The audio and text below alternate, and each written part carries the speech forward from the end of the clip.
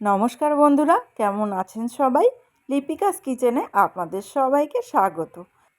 আজকে আমি একটা রুই মাছের রেসিপি নিয়ে হাজির হয়েছি।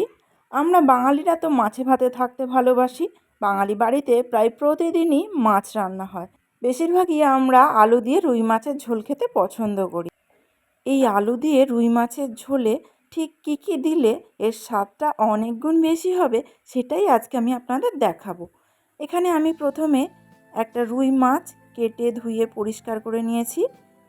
এবার নুন হলুদ মাখিয়ে নিচ্ছি, সাথে দিয়ে দেব একটু সর্ষের তেল, ম্যারিনেশনটা যাতে একটু স্মুথ হয়।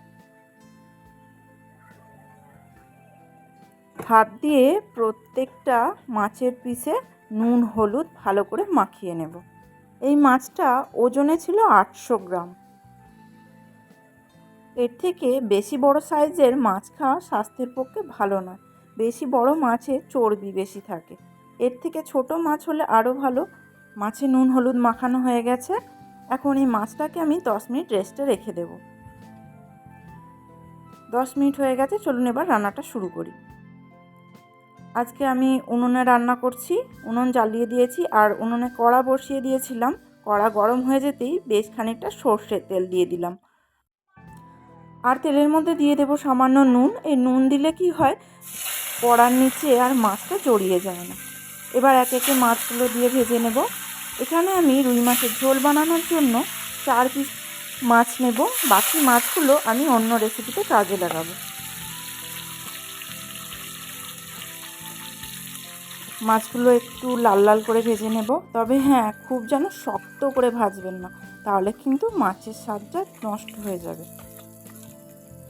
এখন তেল থেকে মাছের পিসগুলোকে তুলে নিচ্ছি।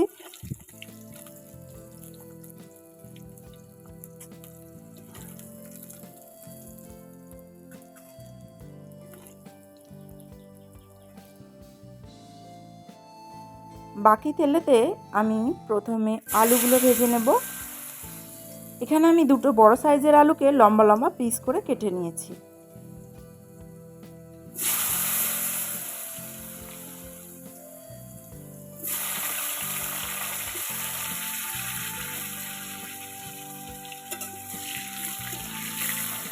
আলুগুলো যাতে খুব ভালোভাবে ভাজা হয়, সেই জন্য এর মধ্যে দিয়ে দিয়েছি সামান্য নুন। আর আলুর কালারটা সুন্দর করার জন্য এর মধ্যে দিয়ে দিলাম সামান্য হলুদ। আলুটা যতক্ষণ ভাজা হচ্ছে ততক্ষণ আমি একটা টমেটোর পেস্ট বানিয়ে নিচ্ছি। সঙ্গে দিয়ে দিচ্ছি এর মধ্যে ঝালের জন্য কাঁচা লঙ্কা। ঝালটা আপনারা যেমন খাবেন সেই বুঝে কাঁচা লঙ্কাটা দেবেন।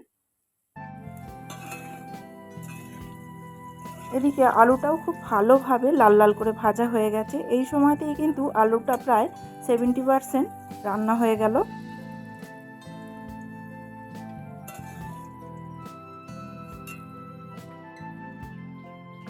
বাকি পড়ে থাকা তেলের মধ্যে ফোড়ন হিসাবে দিয়ে দিলাম 1/2 চামচ কালো জিরে, দিয়ে দিচ্ছি একটা বড় সাইজের পেঁয়াজ। পেঁয়াজগুলোকে এরকম সরু সরু করে কেটে নিয়েছিলাম। তেলের মধ্যে পেঁয়াজগুলোকে একটু লাল লাল করে ভেজে নেব। আর এই সময় আগুনের তাপটা কিন্তু হাইতেই রাখতে হবে, নইলে পেঁয়াজগুলো ভালোভাবে ভাজা হবে না। পেঁয়াজে হালকা ব্রাউন কালার এসে গেলে এর মধ্যে দিয়ে দিলাম টমেটো আর কাঁচা লঙ্কার পেস্টটা। খুব ভালোভাবে কষিয়ে নেব যতক্ষণ না টমেটোর কাঁচা গন্ধটা যাচ্ছে। একটু কাঁচা গন্ধ চলে গেলে এর মধ্যে দিয়ে দেবো কিছু গুঁড়ো মশলা। রঙের জন্য দিয়ে দিলাম 1 চামচ হলুদ গুঁড়ো, দেব 1/2 চামচ কাশ্মীরি লঙ্কার গুঁড়ো, স্বাদের জন্য দিয়ে দেব 1 চামচ জিরে গুঁড়ো। সব মশলাগুলোকে খুব ভালোভাবে কষিয়ে নেব।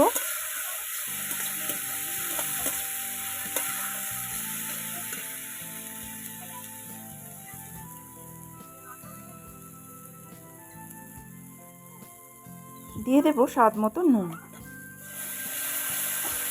মশলাটা যাতে পুড়ে না যায় তাই সামান্য জল দিয়ে দিচ্ছি।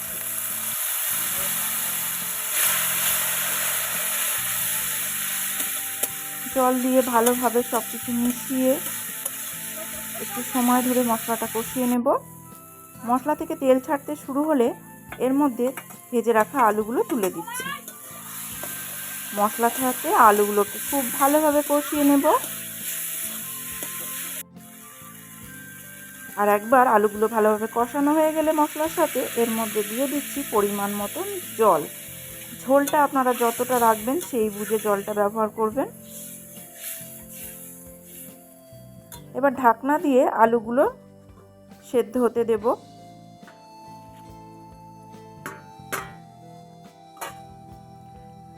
15 মিনিট পর আমি ফিরে এলাম আর এখন চেক করে নেব আলুগুলো সেদ্ধ হয়েছে কিনা।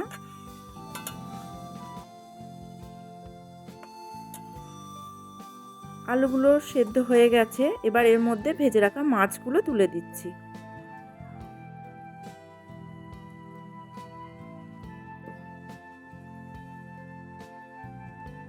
ঝোলের মধ্যে মাছগুলোকে ভালোভাবে ডুবিয়ে দেব যাতে মশলার টেস্টটা মাছের মধ্যেও আসতে পারে। আবারও ঢাকনা দিয়ে মাছগুলোকেও সেদ্ধ হতে দেব। 5 মিনিট পর ফিরে এলাম। 5 মিনিট পর দেখুন ঝোলের কালারটা ঠিক এইরকম এসেছে। আর এখন সব কিছু ভালোভাবে সেদ্ধ হয়ে গেছে। এই মাছের ঝোলের ফ্লেভারটাকে আরও একটু বাড়িয়ে নিতে দিয়ে দিলাম কিছু চেরা কাঁচা লঙ্কা আর দিয়ে দেব সামান্য চপ করে রাখা ধনে পাতা।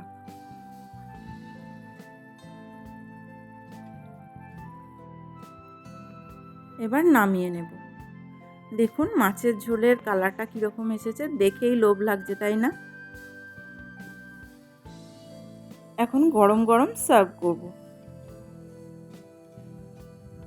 ভাতের সাথে এই রকমভাবে বানানো মাছের ঝোল যদি থাকে আর কোনো কিছুর দরকারই পড়বে না। আপনাদের কাছে আমার অনুরোধ রইল একবার হলেও এই মাছের রেসিপিটা ট্রাই করে দেখার। ভালো লাগলে অবশ্যই লাইক কমেন্ট শেয়ার করতে ভুলবেন না। আর প্রতিবারের মতন বলবো আমার চ্যানেলের নতুন বন্ধু হয়ে থাকলে আমার চ্যানেলটিকে সাবস্ক্রাইব করে দেওয়ার অনুরোধ রইল। আর হ্যাঁ, পাশে থাকা বেল আইকনটা কিন্তু পুশ করতে ভুলবেন না যাতে আমি নতুন কোনো রেসিপি আপলোড করলেই তার নোটিফিকেশান আপনার কাছে সহজেই পৌঁছে যায়। আর যদি আপনারা আমার এই ভিডিওটা ফেসবুক থেকে দেখে থাকেন তাহলে অনুরোধ করব আমার পেজটিকে ফলো দিয়ে আমার পাশে থাকার জন্য। সবাই খুব ভালো থাকবেন, সুস্থ থাকবেন।